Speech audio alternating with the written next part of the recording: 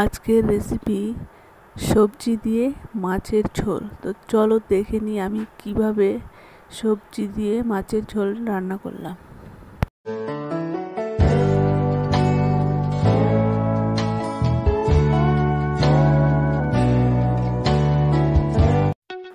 প্রথমে মাছগুলোতে আমি নুন ও হলুদ মাখিয়ে নিলাম।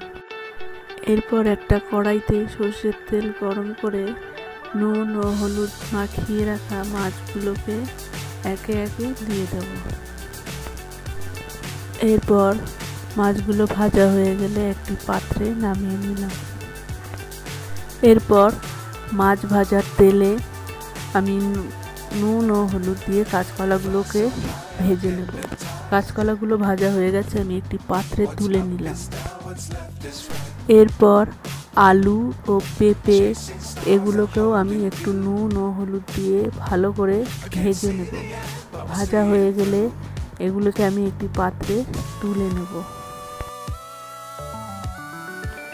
এরপর আমি কড়াইতে তেজপাতা ও জিরে ফোড়ন দেব। ফোড়নটা হয়ে আসলে এর মধ্যে আমি একে একে আদা বাটা, জিরে বাটা, শুকনো লঙ্কা ও কাঁচা লঙ্কা বাটা, ধনে বাটা, নুন ও হলুদ দিয়ে ভালো করে মশলাটাকে কষিয়ে নেব।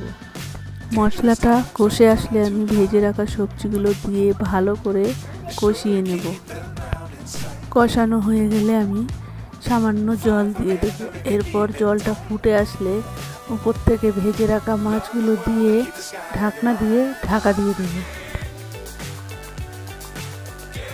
কিছুক্ষণ পর ঢাকনা তুলে নাড়িয়ে চাড়িয়ে ওপর থেকে আমি একটু গরম মশলা দিয়ে দেবো। তো রেডি হয়ে গেল আমাদের মাছের ঝোল। তো দেখো, রেসিপিটা যদি ভালো লেগে থাকে একটা লাইক ও সাবস্ক্রাইব অবশ্যই করে দেবেন। Thank you.